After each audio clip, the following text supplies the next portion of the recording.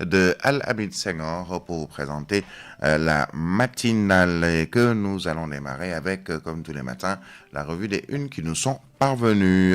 Al-Hamid Senghor, bienvenue, bonjour. Merci, bonjour à vous, Birahim Touré, à Mohamed Thiam et Touré. Bonjour à toutes et à tous et bon mardi.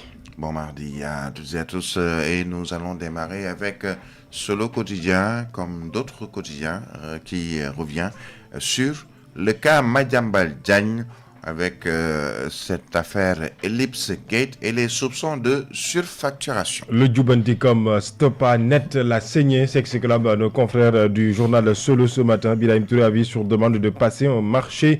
Pas justement donc par entente directe selon justement mon confrère à hauteur de 428 milliards le 5 septembre 2023. Le quotidien revient donc sur cette affaire. Madiambal Diagne, refus de la DCMP pour absence d'urgence impérieuse. Qui est le fournisseur de matériel médicaux pour Ellipse?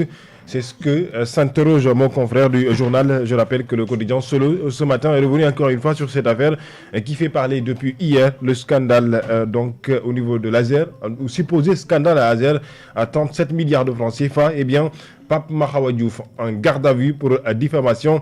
C'est ce que nous informe aussi le quotidien. Autre personne qui est aussi en garde à vue cette fois-ci, c'est justement donc le TikToker Serigne Bada Keman qui est accueilli ou cueilli par la division de la cybersécurité. C'est ce que nous informe aussi le journal à retrouver également dans le journal Solo ce matin à sa page numéro 4. Convoqué par la justice, Lamine Darou bénéficie du soutien de Wali Diouf Bodian, le directeur du port autonome de Dakar. Le quotidien Les Échos revient sur Macky Sall, l'ancien président de la République.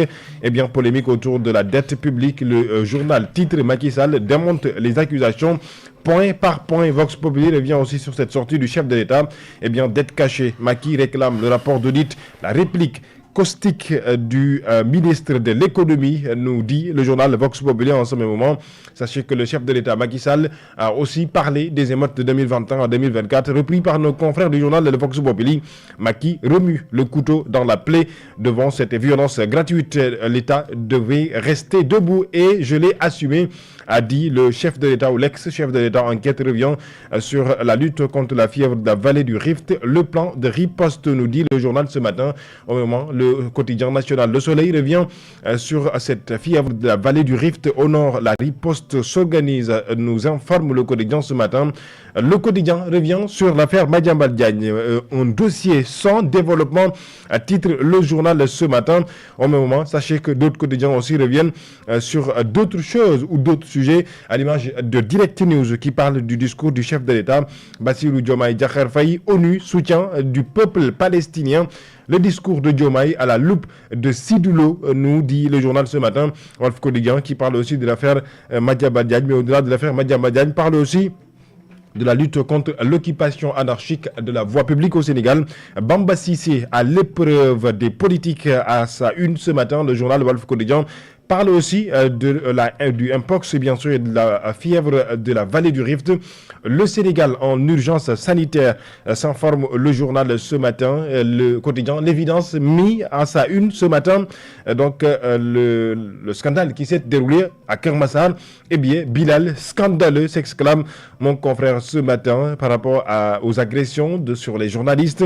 Maître Bamba Cissé complètement noyé par l'incident, dit le journal ce matin. Libération revient sur l'expulsion de Bokar Samba Gueye de ses propres maisons, domicile dirait-on. Les dessous du forcing d'Atijari à retrouver dans le journal La Libération qui en parle largement ce matin. Réumi parle de l'affaire Madiambal Diagne. Son épouse, ses deux fils et son marabout envoyés en prison. Les très lourdes charges retenues contre eux à retrouver également dans le journal. La Tribune revient sur le discours du chef de l'État, Macky Sall, ou de l'ex-chef de l'État. Macky démonte la dette cachée. C'est impossible, a dit le journal ce matin. Impossible écrit en rouge comme pour justement appuyer sur ce mot. Impossible au moment. Soursoir revient aussi sur cette sortie de l'ex-président de la République. Macky Sall dégage en touche Abdourahmane. Le reprend de voler, nous dit le journal de ce matin, l'Observateur, sur l'affaire Madiambal Diagne. 1700 ou 1 milliard 176 millions de francs CFA. Cette chèque et de lourdes accusations à retrouver également à les détails dans le journal L'Observateur qui en parle ce matin. Gorée entre splendeur et dépotoir, l'île musée face à la marée des déchets, nous informe le journal ce matin, qui revient encore une fois sur cette question liée surtout à la sécurité publique, et notamment dans le cadre, encore une fois, donc, de cette sécurité, dirait-on, sanitaire. Yor revient sur le chef de l'État, Macky Sall.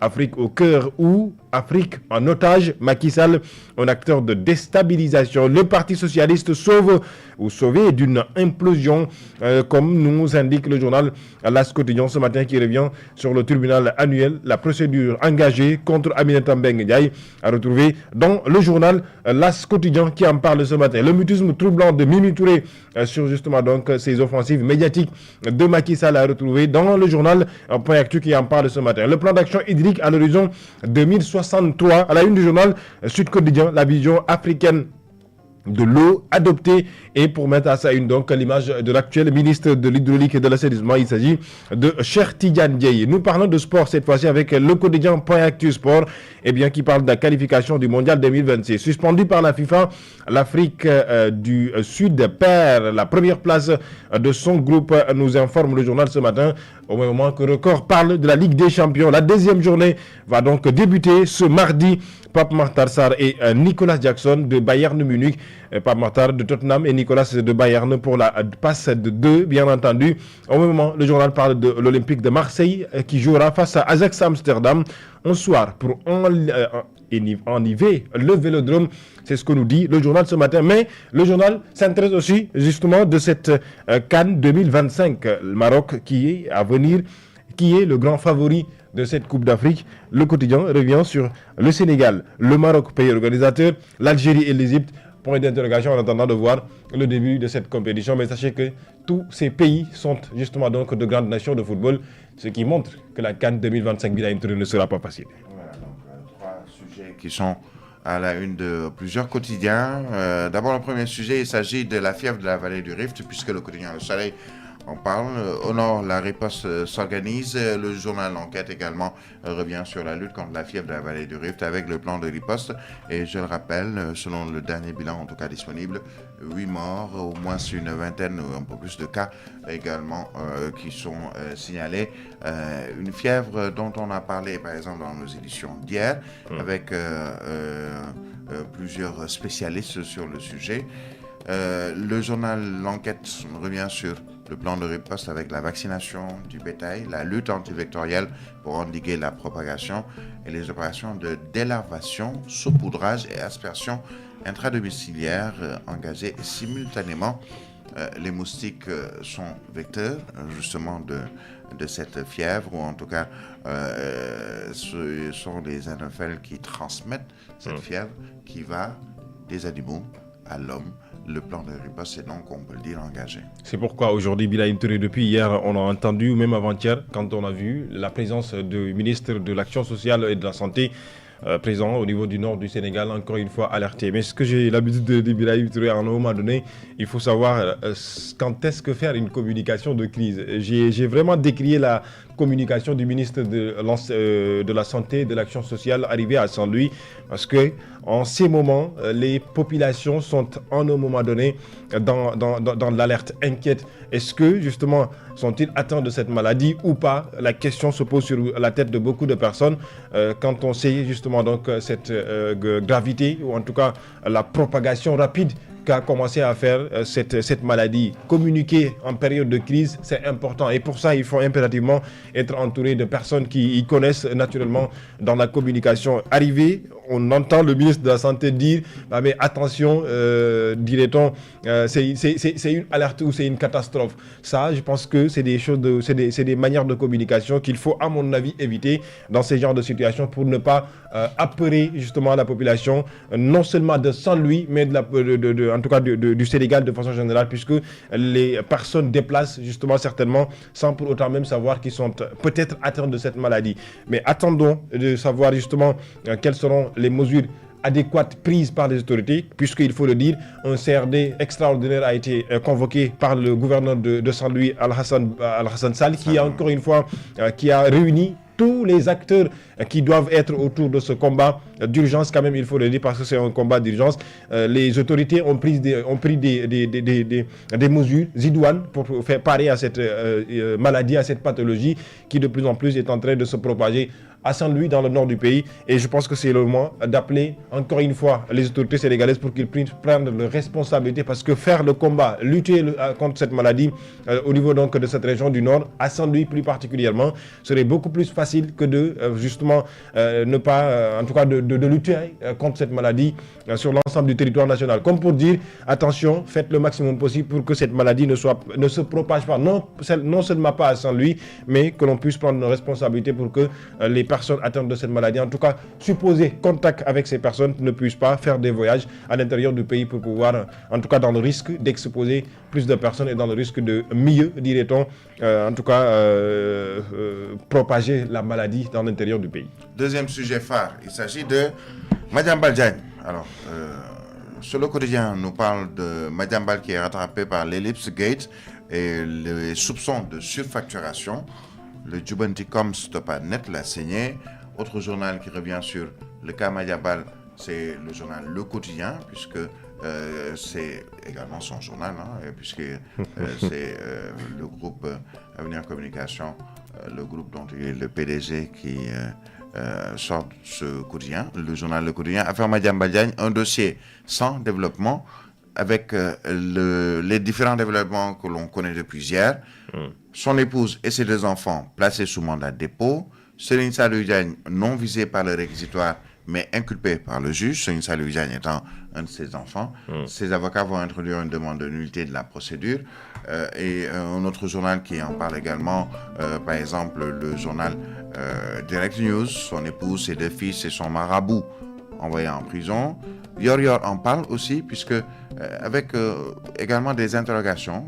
Qu'est-ce qui fait courir Madiambal Diagne, puisque sa famille derrière les barreaux, lui toujours en cavale.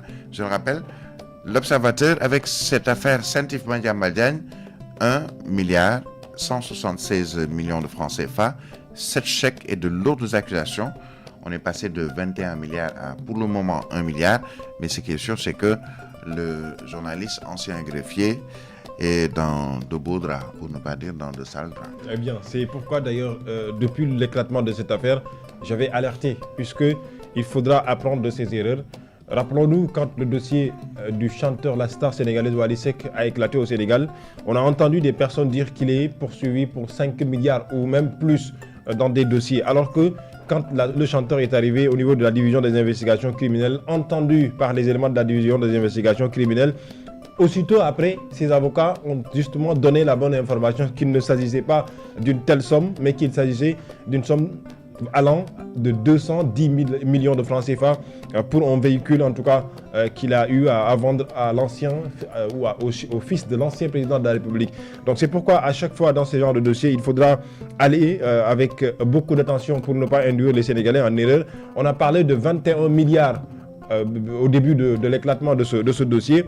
Aujourd'hui, des informations commencent à venir, comme l'a donné le quotidien L'Observateur ce matin, parlant d'un montant suspect de 1,176 500 000 francs CFA, très loin pour l'instant des 21 milliards qui ont été annoncés donc, au début Birahim Touré. Je pense que c'est des questions que l'on se pose aujourd'hui par rapport au déroulé, par rapport justement encore une fois à ce dossier lié à l'affaire Ellipse et Madiambal Diagne. Aujourd'hui, le pourquoi du comment est-ce que cela est arrivé. Le quotidien Solo qui revient pour dire que la saignée a été stoppée par le Jubanticom aujourd'hui au Sénégal. Et c'est pourquoi aujourd'hui, je dis que cette nouvelle idéologie, cette nouvelle dynamique, cette nouvelle donne de politique est très importante dans le cadre où nous avons toujours demandé à ce que cette gouvernance ou la gouvernance de ce pays soit dans une dynamique sobre et vertueuse comme l'avait vendu le chef de l'État ou l'ex-président de la République Macky Sall. Aujourd'hui, les autorités qui sont là nous vendent cette idéologie, une gouvernance transparente, mais justement dans le cadre du Jub Jubanti. Ce sont des slogans que nous, Sénégalais, nous attendons à ce que justement que ce ne soit pas tout simplement des slogans, mais que justement dans la pratique, que nous puissions justement ce ne soit pas des slogans creux, comme on dit, où on sort avec des slogans, mais qu'après, qu'il n'y ait pas grand-chose.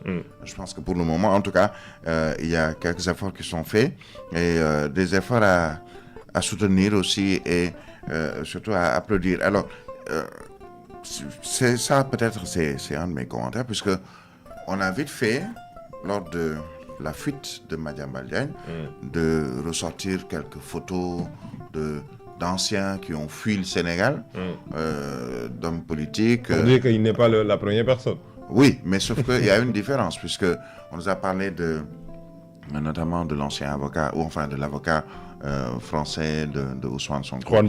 Juan Branco, qui avait fui, qui est sorti du Sénégal via une pirogue. Il y a également deux autres personnes dans la même situation. On a montré le cas Ngagne Demba Touré, on a montré le cas Oumar Sarr, si je me trompe. Mais sauf que c'était tous pour des délits d'opinion. Alors que là, il s'agit en tout cas, ce qu'on reproche à Madiambal, il y a toujours la présomption d'innocence. Exact. Mais la différence, c'est que là, il s'agit de milliards de francs CFA, de contrats dits de gré à gré, de plusieurs milliards qui sont en jeu, alors que pour les autres cas, c'est plutôt plus de propos, de délits d'opinion, entre autres, même si on ne dédouane personne dans ces différentes situations, mais ce qui est sûr, c'est qu'il y a quand même une différence et c'est à la justice de dire le droit par rapport à ces accusations. Et il s'agit, je le rappelle, de ce rapport de la CENTIF qui épingle justement le journaliste ancien greffier. Quelle est l'implication dans la supposée surfacturation? Ce sont autant d'interrogations qui reviennent à la une du journal Solo Quotidien, mais également dans d'autres quotidiens, notamment l'Observateur qui est revenu sur ça. Alors, très rapidement, peut-être pour parler de cette autre actualité à la une de plusieurs quotidiens, l'Afrique au cœur, ou Afrique en otage, c'est le titre de Yor. Macky Sall, un acteur de déstabilisation, en tout cas. Son livre est paru, quelques 200 et quelques pages, 216 si je ne m'abuse. Beaucoup de personnes l'ont reçu même en PDF. Et sur les 200 et quelques pages, ce que j'ai pu parcourir, déjà les 80 pages sont consacrées, mais exclusivement à lui. Il parle de lui. Et peut-être pour le reste, on parle de l'Afrique, entre autres. En tout cas, Yor se pose une question. Est-ce qu'il est un acteur de déstabilisation, Afrique au cœur ou Afrique en otage? Macky Sall est à la une de plusieurs quotidiens. Décidément, il ne se fait pas oublier. Et de plus en plus, il apparaît de plus en plus devant la scène, nationale comme internationale, même si, il faut le dire, il ne s'est pas encore présenté au Sénégal. Mais oui, il ne se fait pas oublier. Je pense que pourquoi maintenant les Sénégalais pensent qu'ils devraient se faire oublier, c'est tout à fait normal parce que ses prédécesseurs, automatiquement après avoir quitté le pouvoir, ont pris un peu d'écart par rapport à la marche, non seulement du pays, mais aussi on les voyait presque rarement, pour ne pas dire pas, au niveau de la scène internationale. C'est tout à fait contraire, en tout cas par rapport à la démarche de l'ex-président de la République, le prédécesseur de la Bassirou question Diomaye. de certains, qu'est-ce qui fait courir Macky Sall? C'est la question.